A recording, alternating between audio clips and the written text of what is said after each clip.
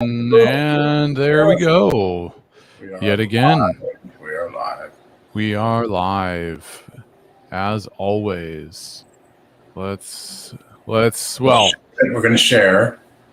We always have to share. We're going to share. We'll do all the things. If you're just tuning in, welcome to Tuesday Night Dreaming. Well, you would just be tuning in because we've been live for 20 seconds. So yes, that's true. Tuesday Night Dreaming, and where we talk about all things related to dreams, their interpretation, divine encounters, visions, all these kind of things, and try and bring meaning to the intrigue and mystery of things that happen in our night seasons. Oh, and why? You've upped your game. Well, I try. So we're excited to be live. So I'm here in a new office. We have finally moved our office space. What is it lacking? Is lacking any type of creepy crawly things. Exactly. So this is wonderful. So yeah, it's wonderful. It's great. So I'm excited. So we're taking a second. Why don't you share the video if you can? Take a like the video.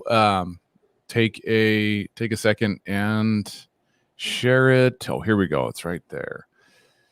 And let's see. Post your dreams. Post your comments.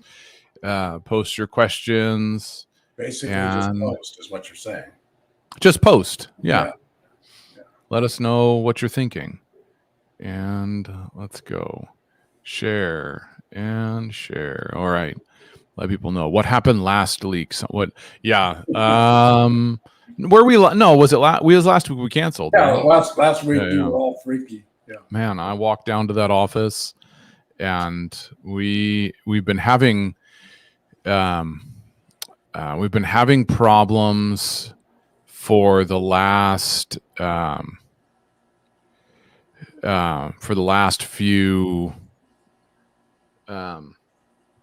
last month or so. This is indicative of where we live right now.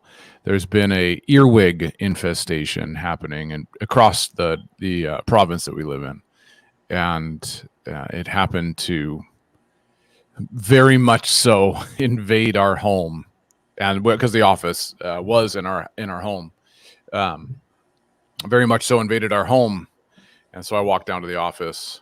And it was inundated with earwigs, like hundreds. And so we called it and it canceled it last week because of that. I love all of you guys that are tuning in, but not enough to be having bugs crawling all over me. Not Fear Factor. You should have seen his face. I was horrified. Every step they would scatter away. Since he was about 3 or 4 years old. It was interesting. Yeah, it was. What? How come we have someone that's just showing up as Facebook user? What is that? I don't know. Can't post comments to some destinations. Oh, I wonder if that's your spirit to spirit group. I don't know. Oh. We're working out the bugs. We've kind of changed things around. So yeah, we changed things around a little bit. Yeah, they're almost worse, but not quite. Well, the spiders are pretty territorial, so you don't get like hundreds of them in the same place generally, unless they're earwigs. Though earwigs. Yeah, earwigs you definitely do. And there's these beetles too. Oh, Lana and Jody. There we go. It's the Hey Goods. Well, hello, friend Kimberly. So we're here and everything's getting set up. We're in our new office space, so this is exciting. We've got lots of plans, lots of things in store coming in the coming months. So wonderful to see everybody.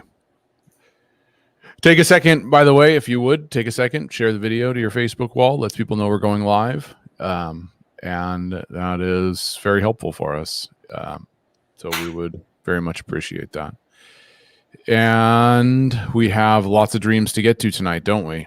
Yeah, we can see you posting. Lena and Jody, are you joining in from the Spirit to Spirit group? That's what I'm going to guess. If you're joining in from the Spirit to Spirit group, then the people that are going through the wind page won't see you posting. We'll see you posting, but not everybody else will.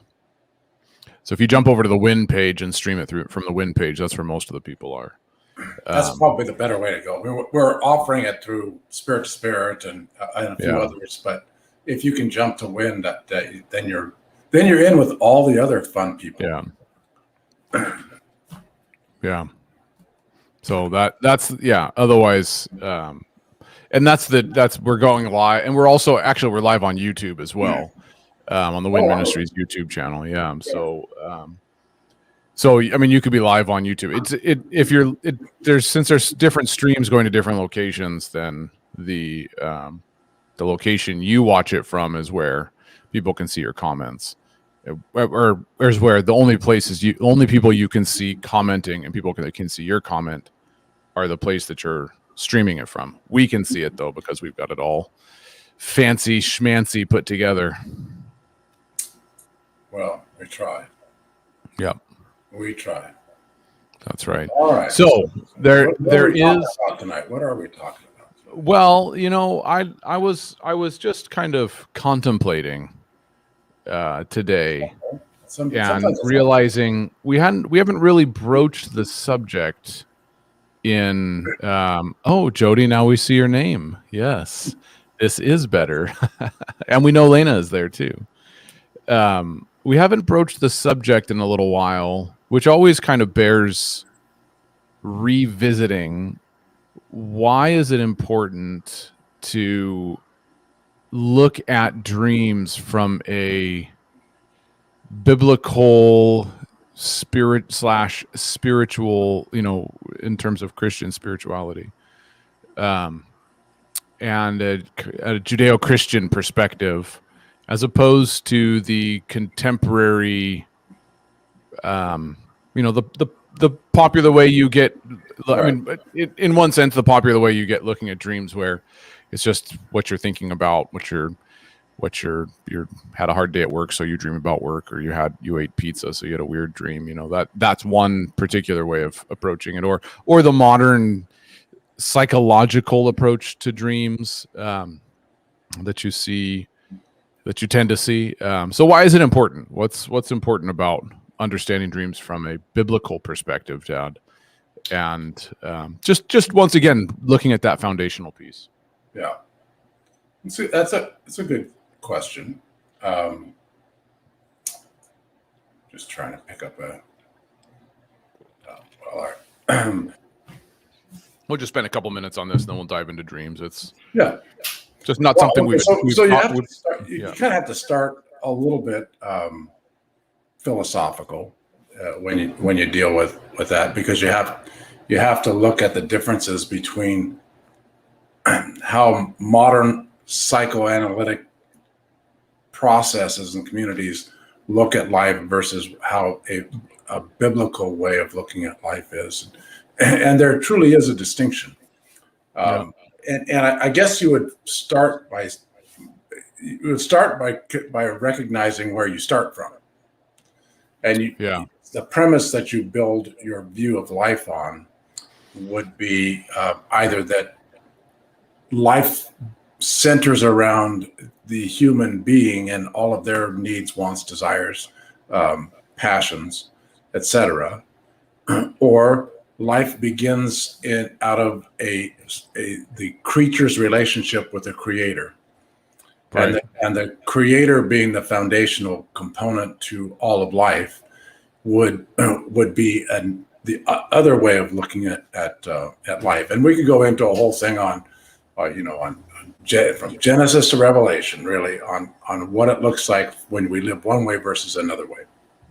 So if we recognize that much of the discussion on dreams, beginning from a human perspective, which would be the psychoanalytic perspective, that man is at the center of things, then my dreams are going to be specifically focused on me, what my needs are, what my wants are, what my it's a reflection of my internal mechanisms and all those kind of things.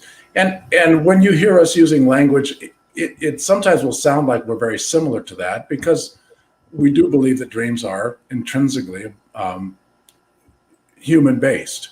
Sure. But it's that spiritual component that that when you take a biblical way of looking at dreams, it's that spiritual component that sets apart one way of looking at the world versus another. So if we start with, there is a spiritual relationship that needs both mending and growth, as opposed to just a human relationship or a human component that Right. That maybe only needs growth, but from a purely how do I function as a human perspective versus how do I function as a creation, as one of the created, as part of that new creation of God. So that's where dreams come in. Dreams, when they are interacting spiritually, which is what we believe happens, and that's how we biblically look at them. If there's a spiritual interaction in your dream life, then we are engaging in a conversation, a dream conversation, about the things of our world from a spiritual perspective. In other words, we learn and grow through our dreams, but we learn and grow through through a spiritual interaction that we may not be able to fully engage with when we're awake. So the psychoanalytic way of approaching dreams is everything in a dream is about me. It may be I may be the chair. I may be the Right. elephant. So what part of me is that all about? That's one of the main ways of looking at dreams from a psychoanalytic perspective. Whereas in the dream, we're looking at how do these, from a spiritual perspective, how do these components speak to something that I'm looking for? How do they answer questions? How do they answer my engagement with God? What do they mean as they relate to both me and my relationship with the Creator, as well as other human beings? So that's a spiritual way of looking at dreams. It's engaging with God first, Right, as the primary source of dreams, and then rather than from saying that dreams are strictly from myself or my pizza that I had for dinner or something. sure. Like that. So I don't know if that answers anybody's questions. Yeah, I think esoteric, but no, that's really good, Dad. I like that you said one of the things you were saying is we have to go back to where our starting point is. Right. And our starting point is what are we? Are we humans who are struggling through life and then we die and disintegrate into nothingness? Yeah. And so the purpose of a dream is so that, if it's focused on you, maybe your life gets a little bit better, maybe. Or are we image bearers of God, created and in his likeness and given a reason and a purpose, and a means to accomplish that purpose? Right. And so when we start from that premise, those two premises mean we'll have wildly different results. Absolutely. And then the further to that, the premise of what's our ultimate destination is also bears into that whole conversation. If our ultimate destination is to die and become the next tree that would grow out of the ground, then dreams aren't important in the sense that in the grand scheme of things, it's just a random collection of images being presented to you, and if it has any kind of deeper meaning, it's just you and your inner life trying to resolve something so that you have a little more peace and rest in your life. Right. But if our ultimate destination is 1 Corinthians 13 saying that to be known and to fully know, or to know and to be fully known, that's kind of the summation of, I think, the human existential crisis is, am I fully known, and do I know anything, and what can I know? Right. Ultimately, all knowledge being wrapped up in God. And so that ultimate destination is a dream then brings insight into what I can know, and what I don't know, and who I am, and that there's something something deeply personal that's outside of myself communicating to me and shedding light on who I am. Right. And so it's important to remember also in the midst of all that conversation that what we're looking at, what we're differentiating is the interpretive component to a dream, not the dream itself. We all dream from the same source. Sure. Yeah. Just because we say that we interpret the dream from a strictly human perspective doesn't mean that the dream starts that way. It comes down to how am I going to look at this information or this dream information that I've been presented. Yes. Do I look at it from this perspective or do I look at it from this perspective? And the dream itself can be interpreted. The same dream can have two very different interpretations depending on which way you go. Depending on what your underlying premise is. Correct. This is just I'm just a human kind of struggling through life, and so the dream may have very little meaning, if anything, versus components. Random assortment of components that might mask or unveil something I'm trying to, whatever. Right. Versus God's actually communicating to me about things that would be hindrances in my life. And that's the two premises are so wildly different that I'm created in his image and I'm tasked with bearing that image into this everyday world and bodying forth, as it were, who he is in my life through me to the people around me. And dreams are a component of that image being formed within me. And then from that, the only way that I can interpret those is to know him. Right. And that's why we go back to the scriptures as a foundational way of understanding dreams. That's why we say to people, to really understand dreams from a biblical or spiritual perspective is you first of all need to know the revelatory language that we have coming out of the Bible. Yeah, that's what informs our understanding of revelation and interaction with the God, with creation, with the spiritual realm, and if that's what informs us, then we need to know it. That's right. And then we can apply that to other areas of life that maybe, obviously, if you dream and have a refrigerator in your dream, you're not going to go to the Bible and say, well, what does a refrigerator mean? It's something that is a component in an element in life, an item that we're not going to find in the Bible. So for someone to say, if it's not in the Bible, I can't dream it, that would be a silly statement. We would just have to say, okay, well, how would we understand those sorts of metaphors based on my understanding of what revelation looks like? Right. Yeah. Yeah, that's right. Good. So if you guys have any questions about that stuff, feel free to post them in the comments. Just thought maybe we'll start tonight off talking about that, the importance of recognizing why as Christians it's important to think about dreams as coming from God and how that differentiates from all the other various different voices and people. Renee, that's true. There's people that think, though, because it's not in the Bible, it doesn't mean anything. Right. And that, that's just not the case as well. Mainly because we just bear it out with experience. Frankly, here's a funny one to throw out. The word Trinity isn't in the Bible, but it does mean something. So it doesn't mean it's unimportant.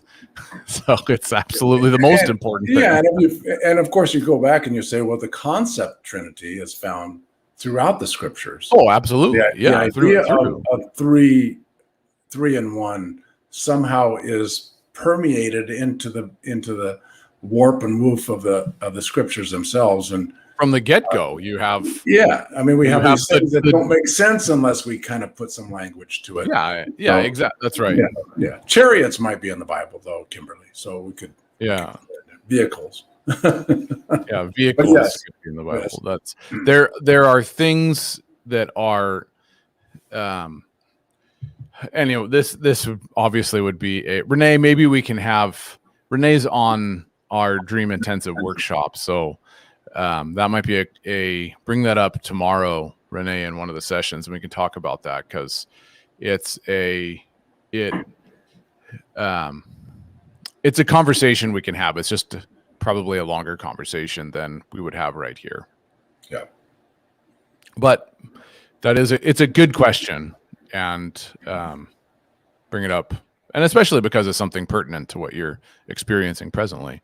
And our part of our hope is that we give you guys language, not just to understand, like we've said over and over and over again, we don't want to just interpret all your dreams, because we don't want to be the people that you turn to all the time. I want to work myself out of a job. I don't want to be your source for dream interpretation. I want you to understand how the Father is speaking to you through a dream. I don't want to be your priest, in that sense. Yeah. And so our goal is to give you language to understand, or to at least figure out how am I approaching these things, but also language to have those kind of conversations when people go like, well, why would you even need to think about anything outside of the Bible? And there's lots of easy answers for that. Yeah. My wife isn't in the Bible, but I think about her. So, okay. And I needed to hear the Lord say, marry this one. Scripture didn't say, and Joshua married Aaron. There's no Bible verse I can read that says that. So,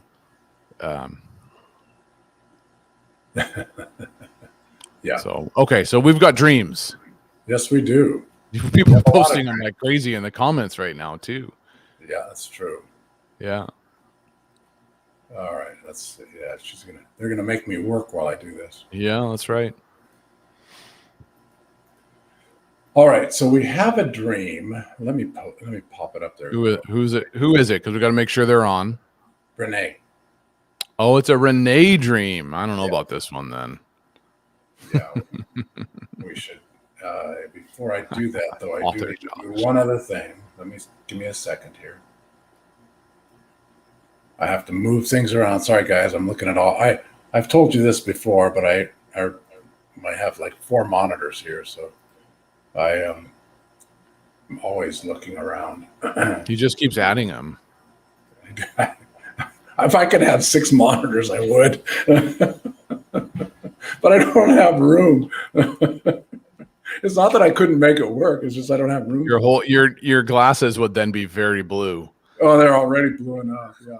So you'd be glowing. Your whole face would be glowing with all the monitors. I would be. That's true. I would. Reflecting back at you. You wouldn't need any lights in the room.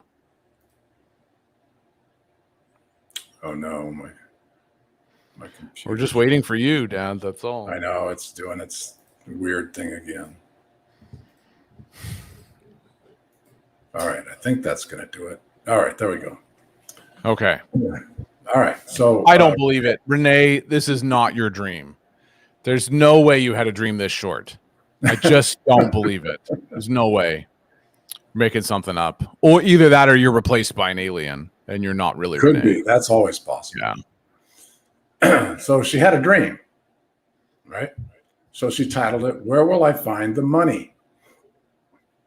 I was at a gym and my trainer said to me that I needed to be there every Saturday for an entire year, 8 hours a day, to get my training in. The cost was $350, but I couldn't afford $350. And I didn't know if I could find childcare, but I really wanted to do it. And I started thinking about just paying the money and figuring it out later when I woke up. Oh, that's a good dream. Yeah. Yeah, that is. I will throw a couple thoughts out there then, Dad. I'm curious if you have anything in particular about the exact amount. Why 350? A gym is a place you would go to get healthier, either to maintain health or to work on health, physical health. And so we'd look at that as an analogy, as a metaphor. We would talk about emotional health, spiritual health in the sense of the holistic approach to your life. And so you're at a gym. Context then is going to be, I'm thinking about my spiritual health. I'm thinking about my emotional health. I'm thinking about the health of my being, of my person. And who's the one that's the trainer? This would probably be the Holy Spirit. Yeah. And the trainer says to you, you know, you're going to have to do every Saturday. And what is a Saturday? A day of rest. It's the seventh day of the week. Yeah, it's the day of rest. Yeah. It's the Sabbath, right? It's in the Jewish calendar. It's a Sabbath. Yeah. It's the time of rest, of the time of laying things. Not the time where you work really hard. It's the time where you lay things down. Right. And you're going to need to do it for the entire year, 8 hours a day, and that will get your training in.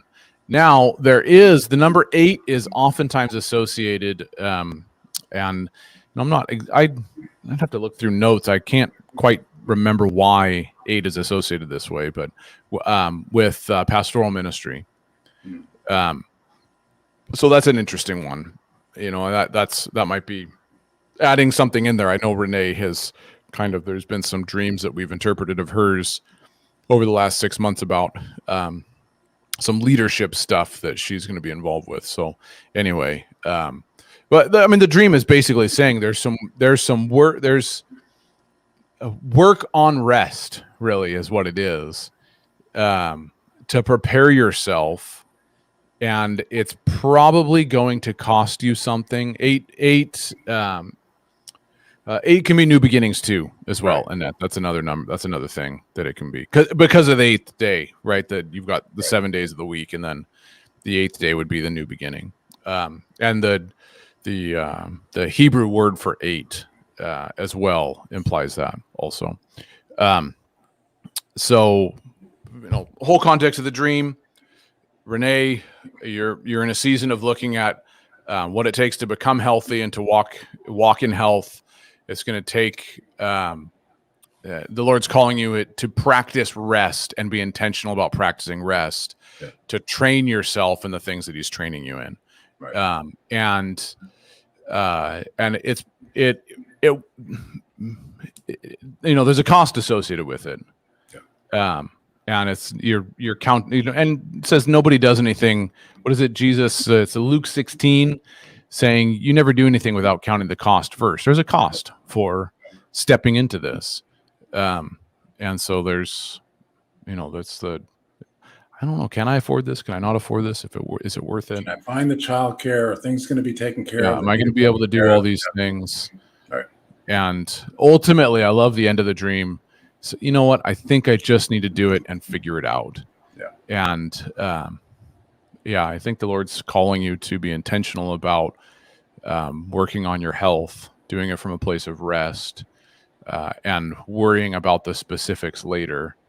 And I do happen to know a group in your neck of the woods, as it relates to your general region, maybe not your specific city, that does have meetings on Saturday, multiple times a day, that probably would welcome your participation in ever greater ways. That's funny. Shout out to Kim McEwen and what she's doing in Calgary. What do you think, Pops? Well, and I think you're right. I do think that 8 hours could very well be something that is a new beginning. I think it can refer to the training to prepare for the new things coming. Yeah. And those new things coming are, I think the 35 is just this enhanced in God infusion coupled with that grace of knowing how to operate and function among humanity, among others. So grace allows us to both receive something that is generous and to give it without hesitation. So that's part of that. You're learning to walk in that, and you're learning to do it in a fashion that represents the Creator in ways that are going to be new and substantial for her in this. And so there's a cost to it. and it takes time. But and as you weigh the cost, you realize that it really is more important to start than it is to try to figure out how you're going to pay for it. Yeah, and that's what I like about the dream. Yeah, exactly. The nuances will take care of themselves. You know, interesting. There's a couple different ways to think of the 350. We tend to see that we would look at the 35 before we look at the 350, and just because you've just added a 0 on there. Which enhances it in some ways. Just makes it more. Yes. Yeah. I mean, it's like my kids. They're like, oh, it's a million billion, because just the more zeros, it's bigger and bigger. It's not so much that the zeros just add exclamation points to them. So 3 plus 5 is 8. So it's interesting. Given that we already have the number 8 also in the 8 hours a day thing. But also just 3 5s. That would be grace. 5 is the number of grace. So that would be, I love what you said about, there's going to be a necessity of exercising grace. I don't know if essentially I'm thinking about really diving into my spiritual health, but I don't know if I have what it takes. Yeah. And the dream is saying, the trainer, the Holy Spirit, is giving you the plan. He's giving you the strategy. Things will take care of themselves. Yeah. Yeah. It's a great dream. It is. Let's see. We go back to here. Oh. That is a good dream. Any questions, Renee? Or you're just blown away by our superb revelatory, so spot on. Our incredible wisdom. That's right.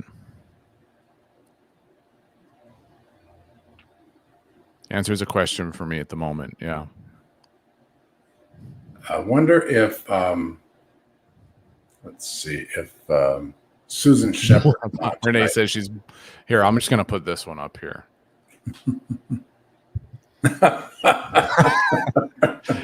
Although it sounds like she looks like, based on the video, she's saying it about you. Of course, yes. Well, and rightfully so. It's so pleasant to be recognized. Oh wait, I can't. I'll get in trouble saying that. Now, who did you ask if they're here? Who was that? Susan Shepherd. Okay, looks like she is. Yeah. Okay. Because I think she posted this last week. I believe. Let's do it. All right. Let's do this. I've moved my monitors around, so sorry, guys. I'm still working on it. She had a dream of being, let's get this cleaned up here. There we go. There we go. I had a dream of being way up high in an open and airy office building. There were small groups of others through this upper floor.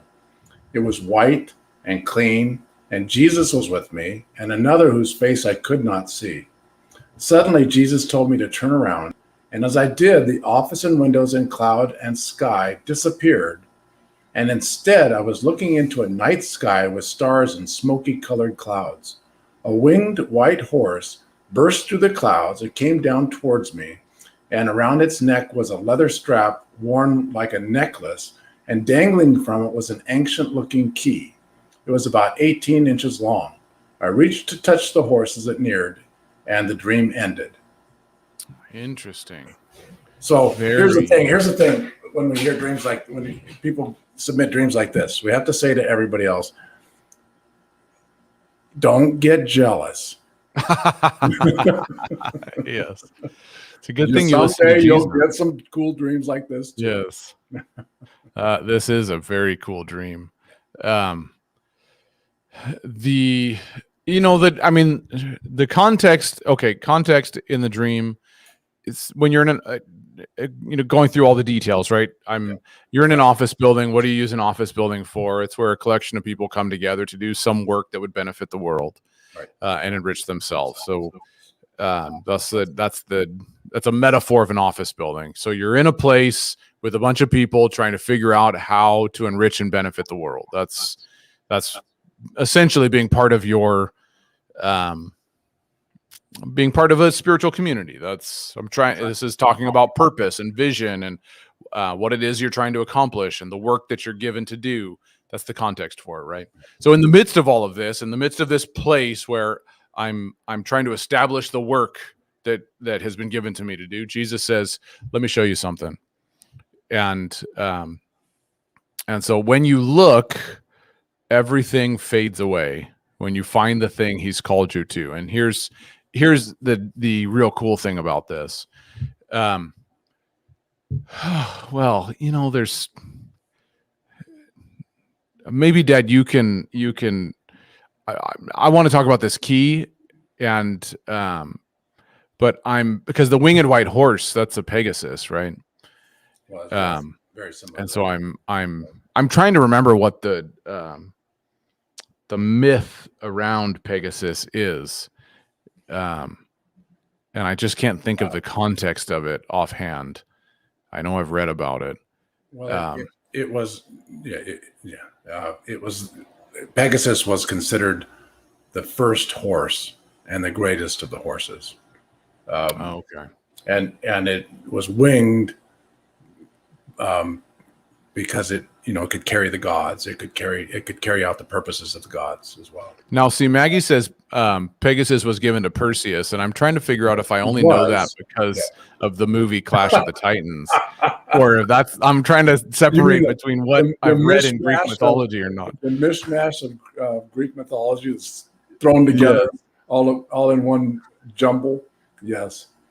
Don't ask us, somebody who studied classics, to like that. I know it was a great movie, but I understand that. So, and Maggie, you are endearing yourself to both of us. One of the things that I read, this is probably a product of being your child, Dad, was I would always check out all the Greek mythological works from the library growing up. I read those things back and forth all the time. I loved those books. Yeah. And then even Arabian Nights and all that stuff. I loved reading those things. Anyway, so I don't know that it is. Anyway, I don't know that there's something to throw in there. Anyway, I've got thoughts. Okay. The fact that, you've got a key. So a key is something that unlocks, right? It's an ancient key. So it's some kind of, there's a couple different, layers with that. A key, if it's ancient, it unlocks something ancient. So it'd be, what's that last part there? I know this is key is to something. I'm not sure if it's meaning or the reason the open area office high up in so the key has some purpose. Yeah. What's said about, have you ever heard the term the 18-inch journey? No. The 18-inch. No, but I know what it is now. As soon as you say yes, I guess I have heard it. No, yeah, the 18-inch journey is the journey from the head to the heart. Yeah. Yes. Yes, it's interesting that your key is 18 inches long. You're being given an ancient way of looking at things that will unlock the hearts of people. And it is and it comes with the authority to accomplish what you've been called to do, which is the horse. Yeah. Comes on authority, and it's an ancient understanding given by God, given by the Father. It's coming from heaven to unlock the hearts of people, and ostensibly open them up to their destiny. So, well, there's two other things to pay attention to in this dream. That. Yeah. Yeah. And this. Yeah. So what does that mean to you? What do you think that means, Pops? Well, first of all, there's more than just Jesus in this. You have a face you couldn't see. There's something there. It's more to it. So there's an enhanced ability. There's enhanced spiritual encounter in this whole thing. Could be an angel. Could be the Father. We just don't know because you can't see it. Right. But Jesus is not just acting alone in this. And then the suddenlies of God are always wonderful. Yeah. Because they change things from immediately from one thing to another. So when suddenly Jesus tells you, because you just go back and study the suddenlies in the scriptures. Suddenly Jesus told me to turn around. And when you did, everything changed. Yeah. And so these are not these gentle progressions. This is the wham. Wow. Right. Things have shifted different. All of a sudden. Right. Yeah. Yeah. And with that said, Dad, interestingly enough, she's in the office building. So in an office building, if you're in an office building, that would be where you're working, where you're doing the work. Right. And Jesus says, when he says turn around, and so I wonder if, just going to throw this out there. Sure. Some of the ways, this is Susan's dream, right? Mm-hmm. That's what you said. Some of the ways Susan is trying to find purpose, value, and meaning in the things she's doing with the people that she's around, Jesus is going to begin shifting that pretty dramatically. And it's when she looks the other way that she finds the thing that she's been given to do, unlock the hearts of others.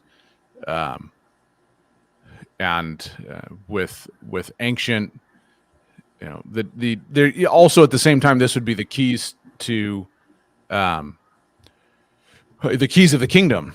Right. is what that would be too, because there's lots of different keys mentioned in scripture. There's the key of David, there's the keys of death, hell, and the grave, but there's also the keys of the kingdom. Yeah. And so this probably isn't the keys of death, hell, and the grave because it comes from heaven. Mm-hmm. So that would most likely be the keys of the kingdom. There's a kingdom message that's ancient that will unlock the hearts of people, and God's inviting you into that journey and giving you authority to accomplish it. And you're about to touch it. Yeah. It's good. But the context for it may not be the group that you're working with now. Oops, that's not what I wanted to do with that. Not that there's anything wrong with the group that you're working with now, but in the dream there's I need to turn around to see it, and everything else fades away. Yep. It's good. Yeah. All right. Yeah, so I lead a Bible study group. God told me to do this. He told me it was about the Father's love. Yeah, absolutely. I think that's 100% the case. Well, did we go through this last week, making sure that we said Lena's name correctly? Yes, we know Lena's name. And Susan, yes, it is recorded. The video will forever exist on this Facebook page, so you can come back and watch it over and over. If you come to this face or the Spirit to Spirit group, which I think you're probably a part of, the video will be in there. Once this is done, it'll be rewatchable. Yes. Yeah. Actually, even right now, you could record it. You could just click back on the video timer tracker, and you could rewatch it right now even. Yep. But why would you want to miss the rest of the show? Good point. Yeah. Okay. We got another one coming up. We're back to Lena. Lena. Are you still there, Lena? Hello.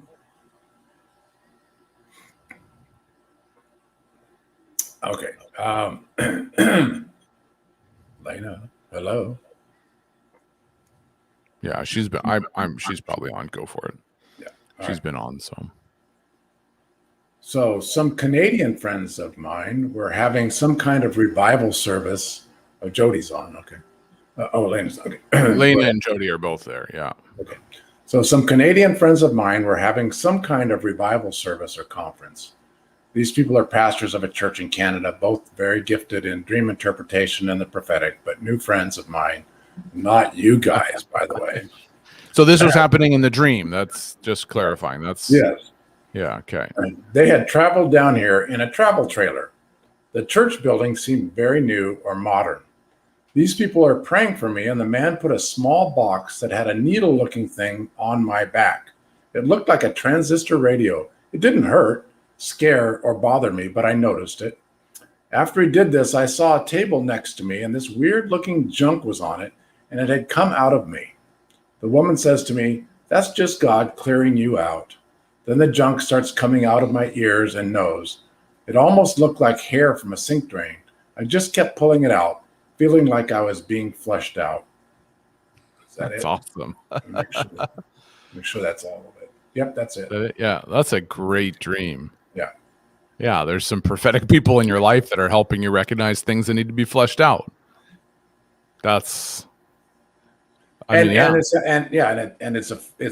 things that have been affecting your thinking because they're coming out of your language, because they're coming out of your ears, your discernment, hearing. Yeah. I mean, just think about the places that these are coming out from. Yes, your ears, your nose, the things you're breathing in. Things that have impacted your ability to hear, the way that you hear. Yeah. Things that have impacted the discernment. Right. Your nose. And it's not, and it's, those are both, Colleen, it is a great dream. Those are both ways that you process things that have come at you. So the junk is not so much, I don't know that the junk would be like, because it's just junk, right? Yeah. It's not, it's not like inner heart issues or anything like that. It's probably just things that have been, things that you've heard, and probably things that have been taught to you that this is supposed to be normal, and you're recognizing, oh, actually maybe this isn't supposed to be how it is. And it's in the context of because the context of the dream is there's a conference, ostensibly be teaching and ministry on dream interpretation and the prophetic at this conference. And so that's the context of it, right? Is a place where you're learning and growing in the prophetic and dream interpretation. And as this process of learning and growing in dream interpretation, the prophetic, and really the spiritual life, a large part of that growth process is I need to get rid of this stuff that's been piling up inside of me that I've heard, that I've consumed, that people have told me. And this has been, it's interesting that the catalyst for this happening is putting a transistor radio on the back, which the radio would be the capacity to receive things, supernatural things from the airwaves, basically, to hear something new. And so you've been given the ability to hear something new. It's getting rid of all the old stuff. So here's what I would say: just don't get Josh and I started on the problems in the American church these days. We love the church. That's why the Canadians had to come down, fix things. There's just as many problems in the Canadian church. Yeah, there's just as many problems in the Canadian church as it pertains to prophetic ministry, for sure. Yeah, there's a lot of stuff that we need to get rid of. Personally, that I had a dream. A few years ago, and oh, hey, Berta, wonderful to see you. In the dream, I was conversing with someone. I don't remember who it was. It was, seemed like someone important. It's one of those. There was one standing next to me, and we were talking about how all of the consensus of training on prophetic ministry was essentially based off of the failures of the last great moves that welcome prophetic ministry. And which isn't bad. That's not necessarily a bad thing that you would say, don't do this and don't do this and don't do this. But on some level, when you say don't do this and don't do this, you have to also say, do this and do this and do this. Like I can say that the Father is not evil, but that doesn't mean that I'm clarifying. I'm clarifying by negation who the Father is. But I also need to say he's loving and he's good. Right. There's positive things that I need to say about him. So when it comes to prophetic ministry, there's a lot of don't do this and don't do this and don't do this. But that doesn't necessarily clarify what the actual gift is and what's the reason for it and what's the purpose of it. And so in the dream, the conversation revolved around, we've got all this stuff teaching us about the failures of the last moves, but the dream just left us. We were thinking, but if that's what all the teaching is, then what actually is prophetic ministry? because we only know what it isn't. We don't know what it actually is. And I think that's where we've seen now, we've seen the great failure of 2020 when it comes to prophetic ministry. Yeah. And there was to go through and listen to nearly every mainline prophetic word that was given did not come to pass. In drastic ways, it didn't come to pass. And we've seen it. In fairness, we've seen the problem. There were a lot of prophetic people who said, "Okay, we screwed up." Yeah, for sure. Oh, for sure. But then there were those who tried to make more stories out of it and try to spin a bigger tale. Yeah. And I think you can pay attention to how people responded to their failures. Yeah, that's right. When people say, "Wow, mea culpa," that's me. I need to resolve the things that were wrong in how I approach that, versus, "Oh no, that wasn't wrong. It just needs to have more explanation. I'll just, we'll weave a bigger story around it this time." One of the tests in the early church for an authentic prophetic voice is their language divisive or not? That's good. Yeah. And you can find that anyway. Yeah. So that's Lena, that's a great dream. Yes, it is. Yeah, it is. Let's get rid of the junk that we need to get rid of. Kimberly, I saw her on her. Oh, yeah, Kim, great friend. Okay, a fresh dream 3 nights ago after a long period of not remembering if I have dreamt. I was standing looking out over an extremely lush field of deep bluish green grass. The sky was dark, a gray-black kind of dark. There was a soft glow of light on the horizon. I stepped onto the field. I wasn't wearing shoes. I could feel the soft, moist lushness underneath my feet. A bird flew over my head. A second bird of the same species flew over my head. I noticed the tail feathers were fan-shaped. There were yellow dots on the tail feathers, the underside of them. As the bird flew over my head, it called out. I thought to myself, I have never heard a call like that before. I woke up. Another fantastic dream. We're getting all these. This is a vision more so than it. Just like the last dream was. No, the dream with the key was more vision than it was a dream. Yes. And the same with this one. Oh man, it's getting late.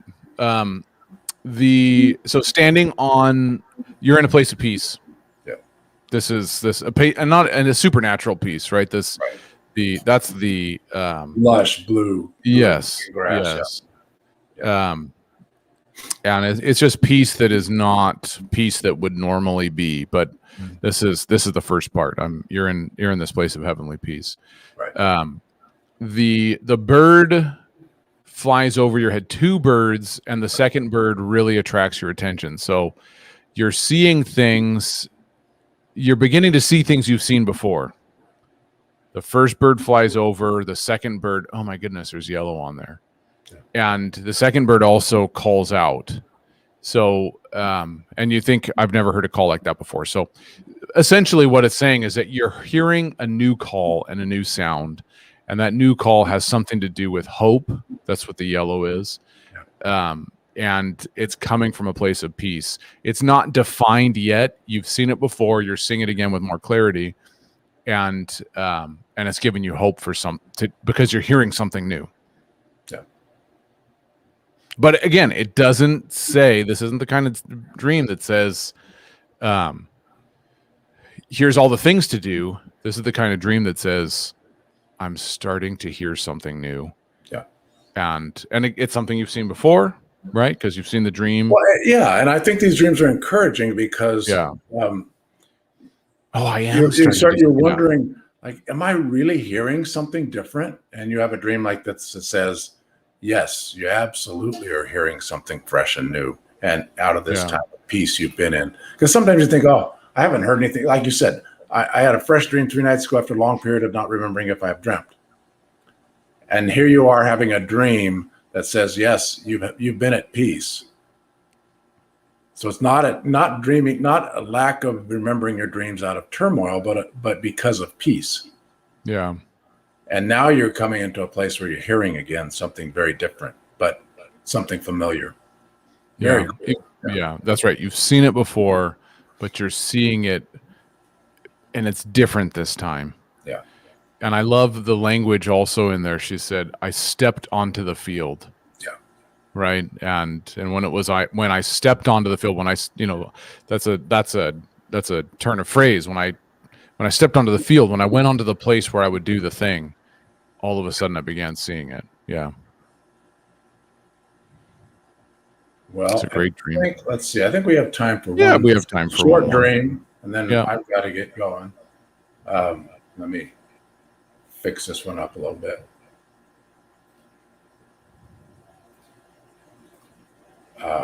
Who's this one from? Deanna Rupersberger. Deanna, are you still on? I saw she was on earlier, so just making sure that you're still on. Deanna, let us know that you're still on. Again, our deal is you can post your dreams and we'll interpret them as many as we can, but you got to be on here for us to do it. Great. Awesome. So let's do this. Deanna says, background is lit by the moon and stars. There are trees and a small creek. I think to myself, am I in a swamp? Mom is there in bed. She doesn't move nor speak, and I can't see her features. She's a black silhouette. I turn away and look over my left shoulder. An orange python crosses over Mom. I look down and the python is at my feet and rolls over on its back. I have a pole and I jam it through the python's throat and twist the pole one time to the right. And my thought is, that was easier than I thought it would be. And I wake up. Great dream. I love this dream. Yeah. This reminds me of dreams that I used to have all the time. Yeah. Because I had so many family issues. Yeah. That was that other family you had. Oh, that's right. Yeah, the other family that I had. Yeah. Yeah, it actually is a really good dream. And a python would represent lies. It's a snake. Mm-hmm. A snake represents things that we believe that are untrue. Things really that the enemy has crushes. That's right. Kind of lies, or that they're crushing kind of lies. Yeah, they would choke the life out of you, basically. They're not lies that would slowly suffocate you. Yes. By restricting your ability to move, which is also what a swamp would do. Yes. Restrict your ability to move. So anyway, you've got, so the context of the dream is dealing with lies, dealing with falsehoods, false perceptions of reality. The false perceptions of reality, the context then of the false perceptions of reality are pertaining to family dynamics. That's why your mom is in the dream. Yeah. And not so much, I love that she's nondescript, your mom in the dream. And so it's not so much the direct things your mom did, it's the broader scope of what I learned because of my family dynamic, my family of origin. And because it's probably also stuff you learned in the spiritual community that just wasn't true about life and about the universe and about everything. Yeah. And part of the lie, the false perception of reality is I'm always stuck and unable to move forward. That's why I'm in a swamp. I'm stuck and can't move forward. It's difficult to take steps forward. And it also pertains to things that you are called to do in your life. And I love what you're doing is you are destroying the ability of this thing to speak to you. Mm-hmm. Saying, I'm no longer going to listen to this. That's the throat, right? When you stick it right through the throat, it can't talk to you anymore. And seems like a big thing, but in actuality, it's not nearly as difficult to deal with as you thought it would be. Yeah. Seems like a big thing. Man, this is going to be so difficult to deal with. Again, this whole thing, I can't move forward. Everything's so hard. Taking a step forward is so hard. Hey, it wasn't actually that difficult to deal with that false perception, with what the enemies tried to convince me of. And these are great dreams because they help you see where you are in life at the moment. Yeah. So if you're wondering, okay, what, I'm struggling, I'm dealing with this stuff, and where is it going? And is there an end to all of these things I've been working my way through? And the answer is, yeah, there's absolutely an end. Yeah. And because you have the pole in your hands in this dream. Yeah, that's right. Yeah, and that's right. So you have the ability, when you realize that so remember when you crush a snake, you step on its head in Genesis.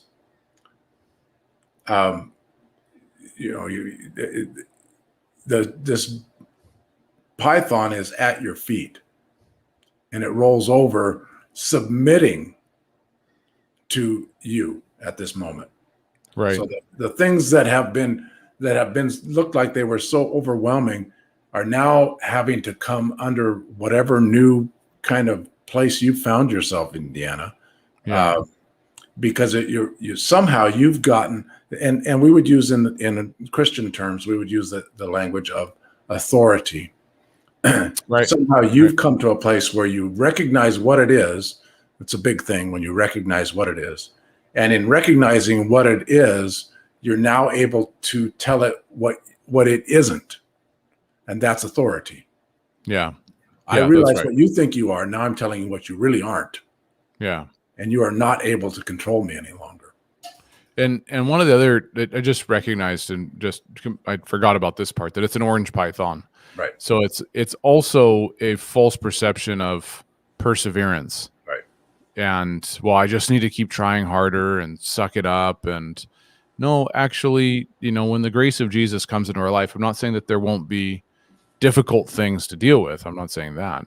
But like Kim's dream, just juxtaposing, right, the dream we just had, when I stepped onto the field, I was in perfect peace. And that's the place we live and move from. When we live and move and have our being in him, we live and move from this place of peace. And the other part, the other scriptural analogy, there's the python's at her feet, and also that she uses the pole, which is literally, this is what Moses used. He takes the snake that caused the sickness and puts it on a pole. Right. And in doing that, the snake, the story of what had happened becomes redemption for the people. Right. And then it also points forward to the sacrifice of Jesus. Yeah, because now he owns the snake. The snake doesn't. Yes. Right. Exactly. He's making it work for him. Right.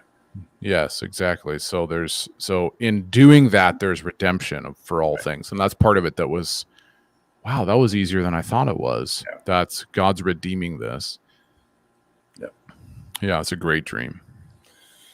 Very cool. Yeah.